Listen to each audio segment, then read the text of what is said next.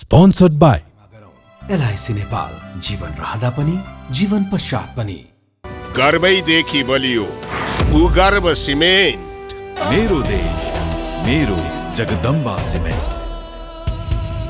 गुणस्तरीय प्लम्बिङको भरपर्दो नाम मार्बल।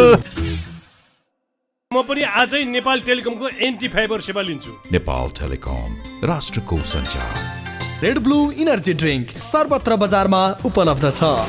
राष्ट्रको शान, किसान। लिकेजको no tension. Pinnacle Academy, Lagankhil, Lalitpur, 25 years of excellence.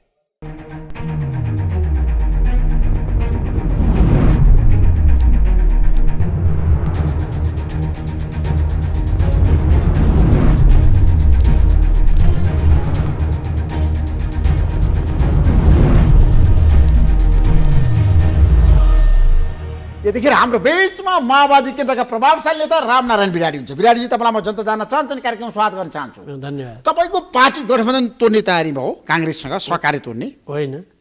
प्रचण्डले त केपी शर्मा ओलीसँग अब अगाडि बढ्ने रणनीति बनाउनु पर्यो, सहकार्य गर्ने, मिलेर जाने। त्यो रेन हो, वास्तविक त बाहिर आइसक्यो, तपाईँलाई थाहा छ। बाहिर ल्याउनेहरू बदमास हुन्, बेइमान हुन्। केपी शर्मा ओली र प्रचण्डको बिचमा सहकार्य हुँदैन निर्वाचनमा? अहिले हुँदैन। किन नहुने, कारण के?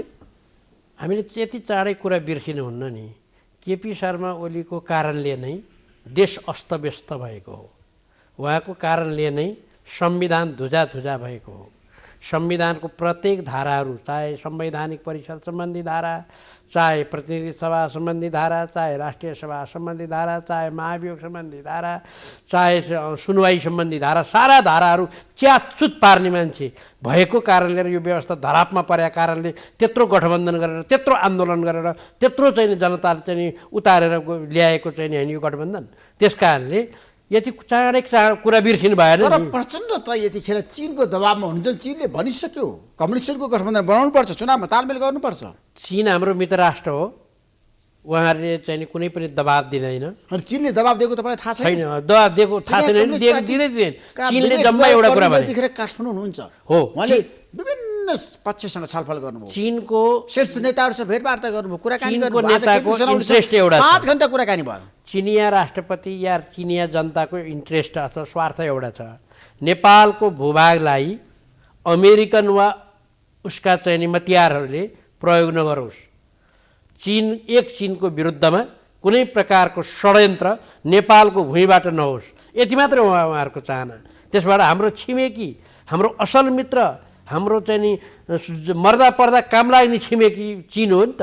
त्यस कारणले चीनले यहाँ बोर्डर जोडिया छ, सीमा जोडिया छ। त्यस कारण उसले यहाँ आएर कुराकानी गर्नु, भेटघाट गर्नु, छलफल गर्नु स्वाभाविक हो। होइन, एसपीपी फिर्ता लिएकोमा नेपाल सरकारले अस्वीकार गरेकोमा त चीनले त प्रशंसा गर्यो नि त प्रधानमन्त्रीको, होइन प्रचण्डको। त्यो चाहिँ नि चीनले गर्नुभयो नि नगरे पनि यो नेपालको अहितको थियो। त्यो एसएसपी जुन केपी शर्मा ओलीले गर्नुभएको थियो, कस्तो मान्छे होला त।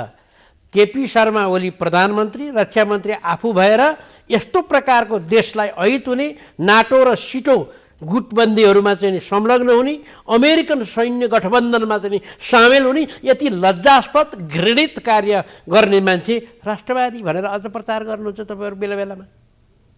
त्यसो भए मलाई बताउनुहोस् न, अहिलेको अवस्थामा छ नि, अब तपाईँहरू कम्युनिस्टहरू नमिल्ने, काङ्ग्रेससँग तपाईँहरूको सहकार्य हुन्छ? काङ्ग्रेससँग हाम्रो सिद्धान्त मिल्दैन, वैचारिक सिद्धान्त, विमति चाहिँ धेरै कुरा, सैद्धान्तिक कुरा मिल्दैन। तर देशलाई आपत परेको बेलामा जोसुकैसँग मिलेर देश जोगाउनुपर्छ। यो संविधान, यो व्यवस्था, यो देशलाई खतरा परे हुनाले लोकतान्त्रिक शक्ति काङ्ग्रेससँग बाध्यता भएर चाहिँ यो गठबन्धन गर्नु पर्या हो। चुनावसम्म तपाईँहरू मिलेर जान सक्नुहुन्छ? निश्चित। सिट बाँडफाँडमा ठुलो समस्या आउँछ, सङ्कट आउँछ, समस्या आउँछ। तर तपाईँहरूको बिचमा छ नि द्वन्द्व र विवादहरू छताछुल्लो भइसकेको छ। समस्यालाई समाधान गर्ने उपाय नै यही गठबन्धन हो, यही तालमेल हो। हाम्रो एक्लै चुनावमा जान सक्नुहुन्न भने माओवादी होइन, हामी किन नजाने? छैन तपाईँहरूमा? एमाले त जाँदैन, हामी ठुलो पार्टी हो भने जाँदैन। उता राजावादी कमल थापा, अनि अर्को चाहिँ नि राप्रपा, अनि प्रतिगामी मान्छेहरू, प्रतिगामी चाहिँ कदम चाल्ने व्यक्तिहरूसँग जिल्लामा गाउँमा उसले साठगाठ गरे होइन, तालमेल गरे होइन। यहाँ केन्द्रीय रूपमा गरिन भन्ने यस्तो छदम बेसी काम, यस्तो बेइमानी काम, यस्तो जनता झुक्क्याउने काम गर्न त भएन नि।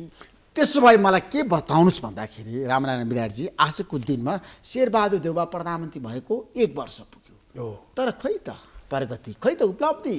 सरकार त असफल। चौतर्फी आलोचना। शेरबहादुर देउवालाई प्रधानमन्त्री बनाउनु पर्ने मुख्य कारण प्रतिगामी कदम रोक्नको निम्ति हो। त्यो रोक्यो, एउटा उपलब्धि भयो। दोस्रो, स्थानीय चुनाव र अब आउने चाहिँ नि सङ्घीय चुनाव, प्रदेश चुनाव गराउने हो। त्यो हुँदैछ, यही नै उपलब्धि हो। देशको आर्थिक सङ्कट भएको, देश गरिब भएको, देश दरिद्र भएको, देशमा भ्रष्टाचार भएको, यो त पुस्तौँ पुस्तादेखि खाइपल्केका ती अपराधी आजसम्म जतिजना मन्त्री भए नि ती सब असफल, जति प्रधानमन्त्री भए ती सब असफल। असफल भएर त देश बिग्रियो नि, असफल भएर त देश उद्योगतिमा गयो नि। त्यस कारणले यो दोष अहिलेको सरकारलाई आएर मात्र लाएर हुँदैन। होइन, जनताको छ नि प्रत्येक दिन दिनाउँ चाहिने छ नि समस्याहरू के तपाईँलाई थाहा छ? के समस्या परेको छ जनतालाई थाहा छ? थाहा छ नि, महँगी बढेको छ, भ्रष्टाचार बढेको छ, होइन? जनताले केही पाएका छैन। हो, यो के कारणले त? तपाईँहरूको कारणले होइन, कसरी नेताहरू भर्खर आएको हो। अहिलेसम्म बनेको मन्त्रीहरू सबै असफल, मैले त्यही कारणले भने। हाम्रो देश गरिब बा आजको मितिबाट हो। तपाईँकै पार्टीबाट मन्त्री बन्ने पनि धेरै छ नि अहिले। ती पनि सफल होइन, ती पनि सफल होइन। तथ्याङ्क हेर्नुहोस् त, प्रदेश सरकारबाट कतिजना मन्त्री बने, ती पनि सफल होइनन्। सङ्घीय सरकारबाट कतिजना त्यस कारणले अब गर्नु पर्यो ड्रास्टिक चेन्ज भन्छौँ नि हामीले, आमूल परिवर्तन, नयाँ प्रकारको। अहिलेसम्म प्रचण्ड बाहेक बाँकी जम्मै चाहिँ नि पार्टीका चाहिँ नि प्रधानमन्त्री भइसकेका नेताहरू डेट एक्सपायर नेताहरू हुन्। प्रचण्ड चाहिँ किन तपाईँले प्रशंसाको पोको? होइन, प्रचण्डको कारण बताइदिन्छु। प्रचण्डले फुल फ्लेजमा आधुनिकीकरण गर्ने नेपाललाई नेतृत्व गर्न पाउनु भएको छैन। अहिलेको तपाईँ र म यहाँ बसिरहेछौँ नि, प्रचण्डको देन हो। यस्तो रेडियो खोल्न, यस्तो टिभी खोल्न पाइन्थ्यो?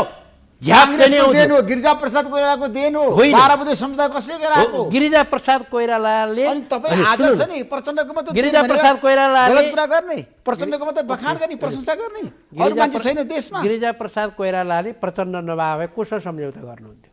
सम्झौता गर्नुपर्ने बाध्यता कसले बनायो?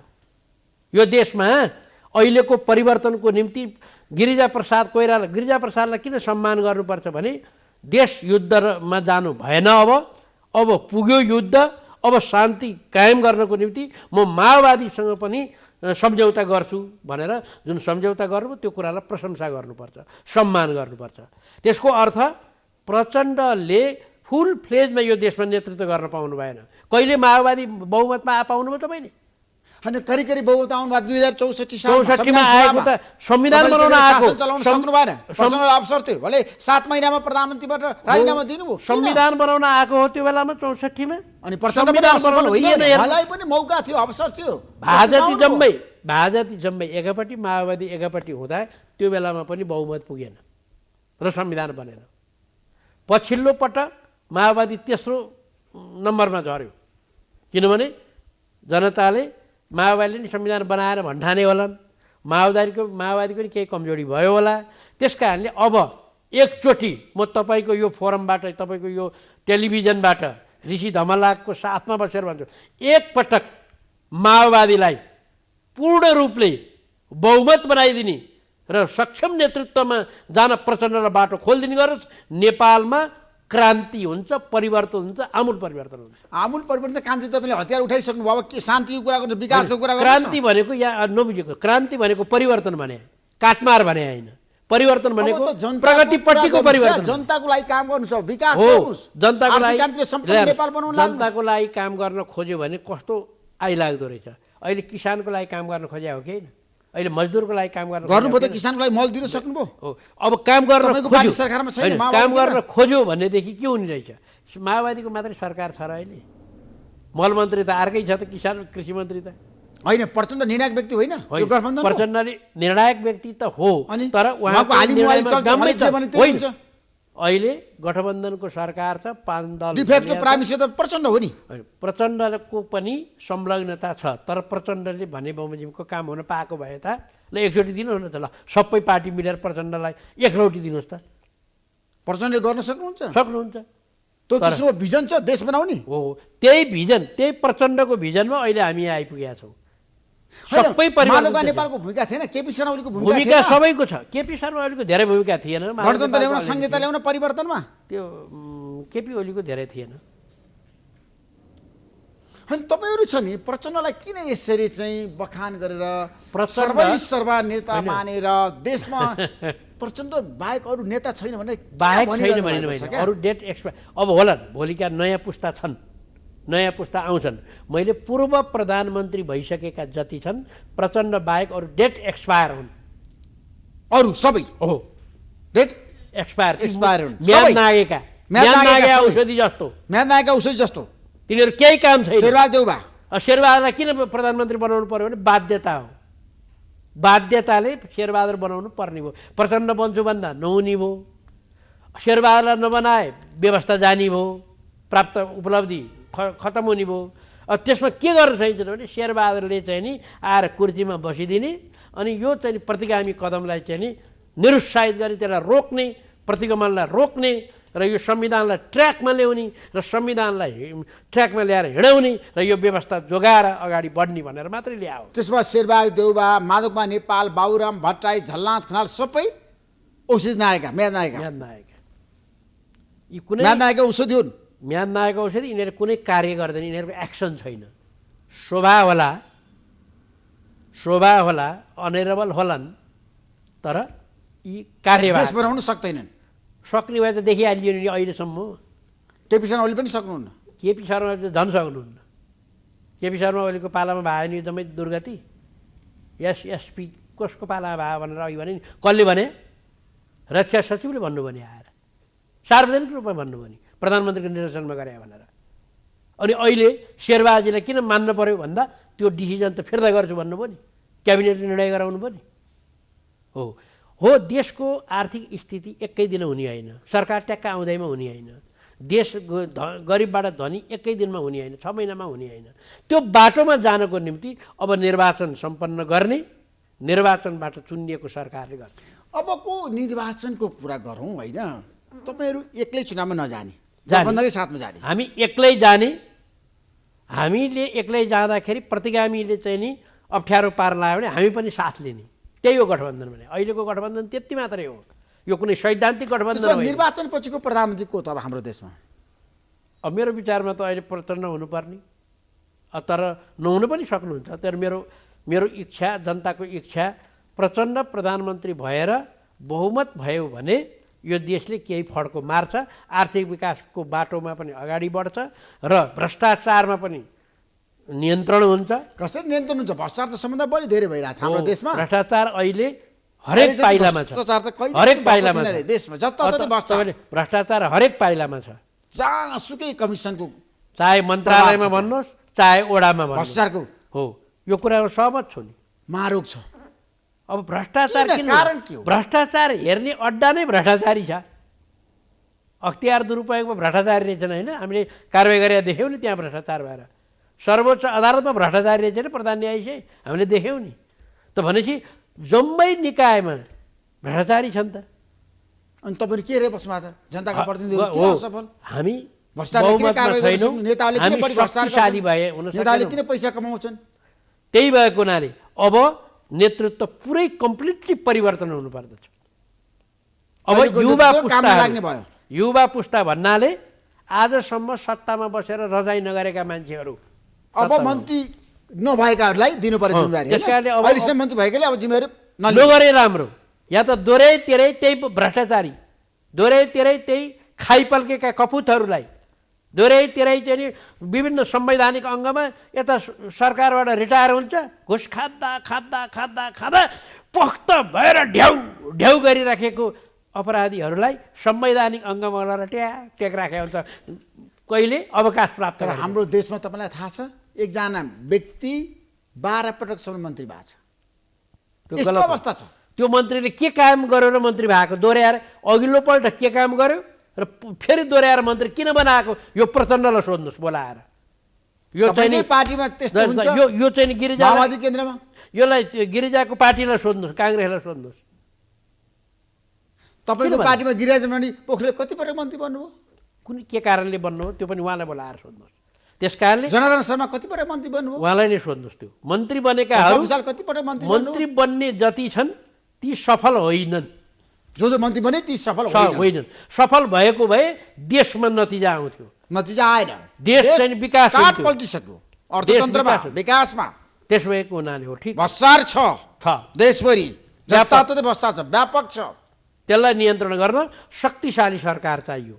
मेरै कुरा गर्ने हो भने त प्रत्यक्ष निर्वाचित राष्ट्रपति, विज्ञहरूको चाहिँ नि मन्त्रीमण्डल, सांसदहरू कानुन मात्रै बनाउने त्यस्तो प्रकारको व्यवस्था चाहिन्थ्यो। हामीले भने त्यही थियो, तर कङ्ग्रेसले त्यो बेला मानेन, अहिले पनि मान्दैन काङ्ग्रेस।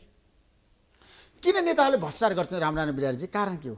अपराधी भएर, लोभी भएर, बेइमान भएर, जति भए पनि नपुग्ने नेताहरू। जनता शक्तिशाली नभएर जनताले कसलाई भोट दिन्छन्?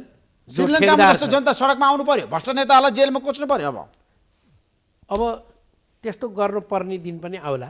के जनताहरू आक्रोशित भइसके। अब अहिलेको परिस्थिति हेर्ने हो भने हाम्रो देश संसारका भ्रष्टाचारी देशहरूमध्येमा अङ्कित छ। त्यसो भएको हुनाले नेताहरू भ्रष्टाचारी भएनन् भने कार्यकर्ता भ्रष्टाचारी हुँदैनन्। नेता तथा दल तथा कार्यकर्ता भ्रष्टाचारी भएन भने कर्मचारी भ्रष्टाचारी हुन सक्दैन। कर्मचारी माथिल्लो भ्रष्टाचारी भएन भने तलका कर्मचारी भ्रष्टाचारी हुन सक्दैन। सुरुवात त नेताबाट सुरु गर्नुपर्ने। तर यसलाई जनताले पनि बुझिदिनु पर्यो। म तपाईँ मार्फत भन्छु, जनताले के बुझिदिनु पर्यो भने जसले बढी पैसा खर्च गर्छ त्यसलाई म जिताउँछु भन्ने प्रकारको मानसिकता जनतामा भयो भने के हुन्छ? अब तपाईँ भन्नुहुन्छ प्रचण्डले देश बनाउन सक्नुहुन्छ, तर धेरै नेताको प्रतिक्रिया छ, केपी शर्मा ओली लगायत धेरैको छ, प्रचण्डले देशलाई बिगारे, अस्थिर मान्छे हो, व्यक्तिगत स्वार्थमा लागे। अस्थिर त हुने हो नि। राजतन्त्र भइरहेको थियो, गणतन्त्र चाहियो भने, एकात्मक भइरहेको थियो, संहिता चाहियो भने, एक पक्षले राज्य गरिरहेको थियो, समानुपातिक समावेशी चाहिन्छ भने, एउटा धर्म मात्रै मान्न पाइन्छ भनिएको थियो, सबै धर्म मान्न पाइन्छ अब भने अस्थिर भने यही त होला नि। के हो अस्थिर भने? आज चाहिँ नि भइरहेको अपराध जुन छ त्यो बेठिक छ भने देशलाई अन्याय गर्ने चाहिँ केपी छ। तर भ्रष्टाचारी अपराधीलाई संरक्षण गरी प्रचण्ड हो रे, धेरै कुरा बाहिर आछ। त्यस्तो त्यो प्रमाणित गर्न सक्दैनन्। अहिलेको प्रचण्ड पनि कम्प्लिटली कति किसिमको छ नि माग सम्बोधन हो, मलाई बताउनुहोस्। फोहोरको घरानाहरूको त्यसमा अर्थमन्त्रीको भूमिका छ। फोहोर भरि प्रचण्डको निर्देशन भइरहेछ। फोहोर पोखरीमा बसेपछि सबैलाई फोहोर लाग्छ। त्यसकारण प्रचण्डलाई पनि अलिअलि फोहोर लाग्यो होला, फोहोरै फोहोरको कुण्डमा बसेपछि। तर प्रतिस्पर्धात्मक कुरा गर्दाखेरि, दाँजो गर्दाखेरि सबभन्दा कम खराब, सबभन्दा कम दाग लागेको प्रचण्ड नै हो। चाहे राष्ट्रियतामा होस्, चाहे भ्रष्टाचारितामा होस्, चाहे अन्य कुनै चाहिँ खराबीमा होस्, उहाँ सबभन्दा कम दाग लागेको मान्छे हो। जहाँसम्म अर्थमन्त्रीको कुरा गर्नुभयो, नेपालको तस्करहरू, कालाबजारियाहरू र नाफाखोर व्यापारीहरू सधैँ सिंहदरबारमा बजेट बनाउने बेला त्यसै गरी छिर्थे। त्यसबाट त भरतमोहन अधिकारीको पालामा नि जाँचबुझ गठन भयो, त्यस्तै चाहिँ के अरे विष्णु पौडेलको पालामा नि जाँचबुझ गठन भयो, त्यस्तै रामशरण महतको पालामा नि जाँचबुझ गठन भयो। त अहिले पनि जाँचबुझ गठन भयो। उनीहरूले राजीनामा दिएनन्, जनार्दनले राजीनामा दिए, किनभने ल छ न भनेर। यो काम चाहिँ कसले गर्दो रहेछ? कसले चलाएको छ देश? रातको 12 बजे बाहिरका बिचौलियाहरू सिंहदरबार छिराउने को? त्यो पत्ता लगाउनु। तपाईँहरू नि हुने हो, दलका नेताहरू। अब दलका नेता हो भने उसले हाम्रो जनार्दनले भन्नुभएको छ, म 11 बजे सुत्न गएँ, बिहान 6 बजे उठेर आएँ, रातको 12 बजे तिनीहरू आएछन्। कसले ल्याए? अर्थमन्त्रीको निर्देशनमा पुगेछन्। कसरी अर्थमन्त्रीको निर्देशन ल्याएर कसले भन्न सक्छ? यो अर्थ सचिवले भन्छु भने होइन, अर्थ सचिवले त के भने? अर्थमन्त्रीमा 2 जना सचिव छन्। हो, तिनीहरूले भन्न सक्दैनन्। भन्न सक्दैनन्। यो सधैँ चलेको, उनीहरूको अर्थ मन्त्रालयको सधैँ चलेको अपराधिक कार्य रहेछ यो। त्यसमा ठ्याक्कै जाँदै एउटा निष्कर्षमा पुगौँ रामनारायण बिरारजी। आज हजुर महाभियोगको प्रस्ताव आयो, अलपत्र पर्यो, चोलेन्द्र शमशेर जवाहरलाल तपाईँले बचाउने काम गर्नुभयो नि। चोलेन्द्र शमशेर जवाहरलाललाई चाँडै महाभियोग फाइनल गर्नु पर्यो भन्ने चाहिँ मेरो पनि माग हो। संविधानको स्पिरिट अनुसार यसरी रोकेर राख्न मिल्दैन। उहाँलाई फटाफट चाहिँ नि संसदमा बोलाएर सोधपुछ गरेर, अनुसन्धान गरेर, बयान गराएर त्यो 17वटा कि 19वटा चाहिँ चार्ज लागेको छ नि, त्यो सबको एक एक फाइनल गर्नु पर्थ्यो। त्यो नगरेकोमा म पनि असहमति छ। जहाँसम्म केपी शर्मा ओलीको पार्टीले चाहिँ चोलेन्द्र शमशेरको पक्षमा भोट हाल्ने वा उनको विरुद्धमा भोट नहाल्ने भनेको कारणले अड्किया छ, यसको दोषी पनि त्यही ओली पार्टी पर्यो। त्यसो माविको प्रस्ताव अब अगाडि बढ्दैन, बढ्छ, यो अगाडि बढ्नै पर्छ। र मेरो चाहिँ सुझाव के छ भने यो प्रस्ताव अगाडि बढाउनुहोस्, छलफल गराउनुहोस्, चोलेन्द्र शमशेरलाई उभ्याउनुहोस्, संसदमा ल्याएर बयान गराउनुहोस्, त्यो 19वटा बुदामा एक बयान गराउनुहोस्, अनि उनले एमाले भोट हालेन भने भनिदिनुहोस् जनतालाई, खबरदार हेर एमाले कस्तो रहेछ, भ्रष्टाचारीको पक्षमा, उसको पक्षमा लागेर यहाँ मतदान गरेर भनेर जनतामा जानुहोस् न चुनावको अगाडि। यति काम गर्न चाहिँ नि अहिलेको गठबन्धन सरकारले किन नसक्ने? यति काम नगरेकोमा मेरो असहमति छ। Thank so much Ramnarayan Bihariji, महत्त्वपूर्ण समय दिनुभयो, तपाईँलाई म धेरै धन्यवाद दिन चाहन्छु। नमस्कार। नमस्कार, मेरो पनि समय।